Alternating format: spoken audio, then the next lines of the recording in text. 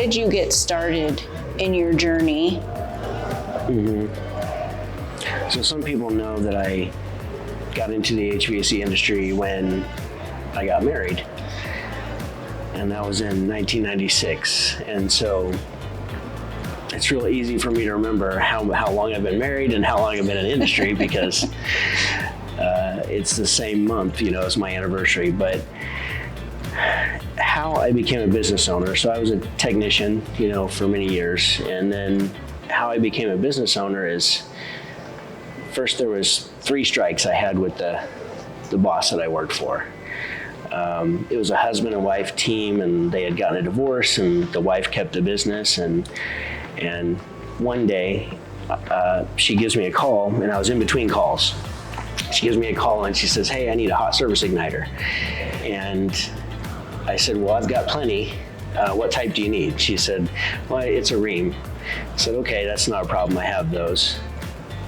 So I'm on my way to my next service call. I stop by the office. I bring in the igniter, and she says, "Here's what the customer brought me," and it's a flame sensor.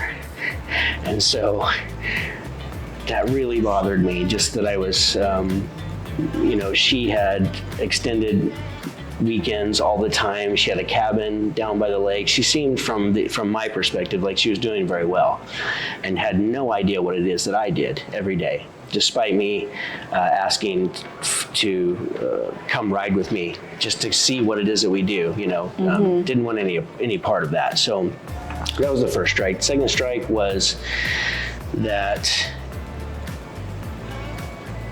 there was always, I always worked below like a service manager. And for quite some time, I was like the top service guy at my company. And I thought, when it's time to get my new business cards, I'm hoping it says service manager. And she ordered those cards, and I happened to be the one to go pick them up. And when I got them and I saw on the card, it just said service technician, I knew at that point that's all I was ever going to be. And I wanted to be more at this point. And so the last straw was I went and got my master's license so I could actually open a business. That was my intentions. However, I would have stayed if I would have felt like I had a career path. And after I got my license, we didn't have basically she didn't want to use my license for the business. Okay. There was an opportunity to use my license, she chose not to. And so that was the last straw. I thought, you know what, I'm gonna do this on my own. So I started telling my family and friends that I'm gonna do this.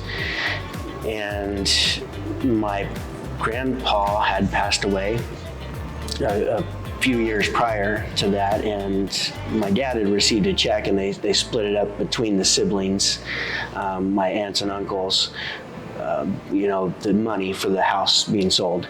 And so he got a cashier's check for $10,000, and he handed it to me. And when he handed it to me, he said, "I just want you to have the chance." And so from there, that began my business journey.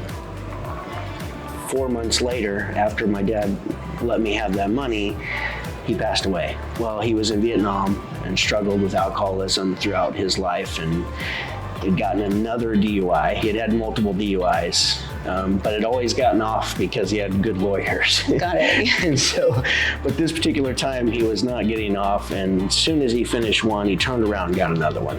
And at that point, he gave up. So he, if I just go back just a little bit, after I got the money, I had to get a co-signer for the first van because my credit was so bad. And all I had was the $10,000 to live off of and to start my business. So my mother-in-law co-signed on the van for me. And fast forward back to the present moment, and my dad basically drove out to a fishing spot that I had actually, him, a friend, and me had gone and stayed the night and ran trout lines, and he had a little flat bottom boat that we had went up and down that river all night long, had a blast. But he went to that spot and then walked 150 yards out into the woods and took his own life. Yeah. And shortly before dad had passed away, my mom called me while I was on a service call crying, saying that her cancer had come back.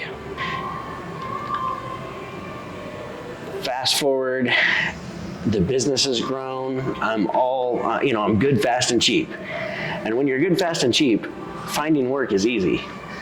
Got it. Yeah. And so I was extremely busy taking care of customers, but I wasn't taking care of my health, wasn't taking care of my relationships, and my finances were in shambles at the same time. So I tore a piece of my pec muscle in a crawl space working one day. I also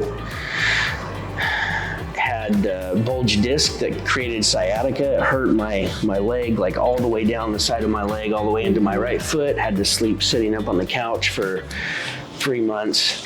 So from, having a bad boss to getting your master's license to deciding, hey, I want to do something better with my life. I want to be more than just a technician. Then you had, your dad pass away and your mom pass away.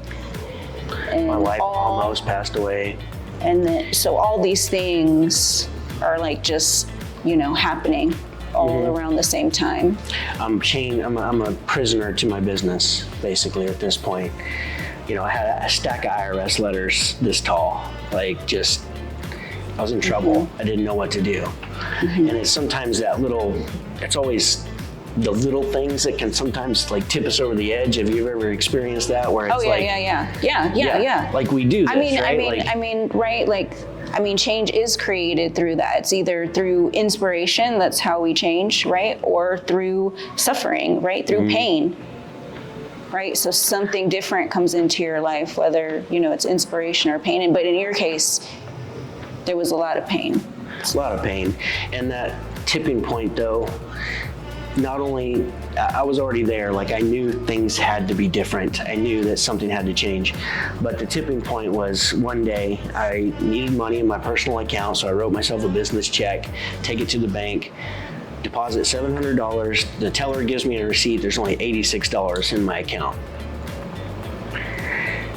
And it's because my wife and I were in this cycle of, spending more money than we had in the account. So we would bounce checks, and then we'd have the checking fee that we'd have to pay. And when I pulled away from the teller that day, I was so mad.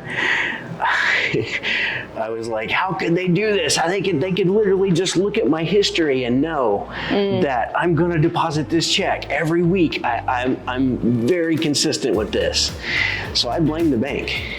Yeah. And I literally changed banks. I was so mad. I felt like they had it out for me.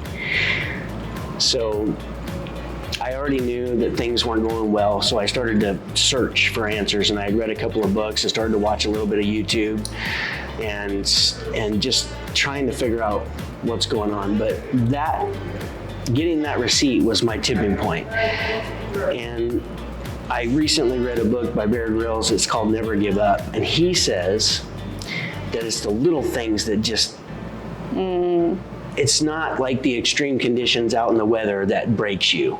It's not your exhaustion from hiking all day long. Yeah. No, it's the mosquitoes that eat you alive at night. These little bitty things. Needle on the haystack, right? Yes, You've often heard that said. And so this was my needle. This was my breaking point, was this receipt. And so it's the thing that triggered this chain of events that made me decide, hey, first it knocked me down, knocked the wind out of my sails. I was so broken and tired and exhausted and alone and broke physically, in the bank account, financial wise too, that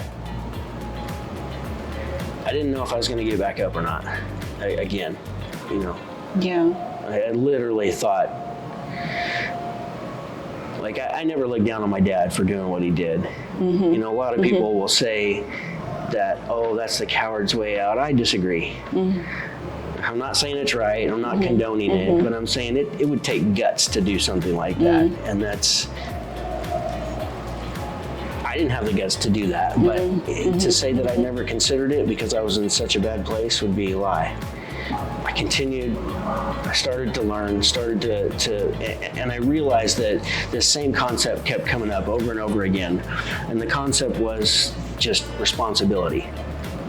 As two words, like responsibility, or my ability to respond.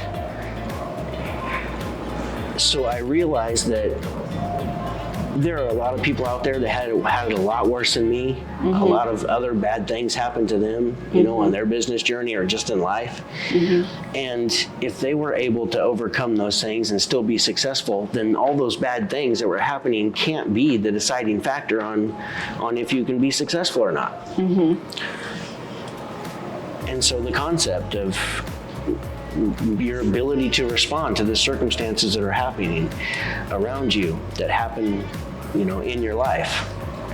Once I realized that I could respond in a different way and create a different outcome, that was it. That was the catalyst that changed everything, that got me to a point where the business grew and fixed my relationship, fixed my health, became a coach, became a consultant, and so yeah.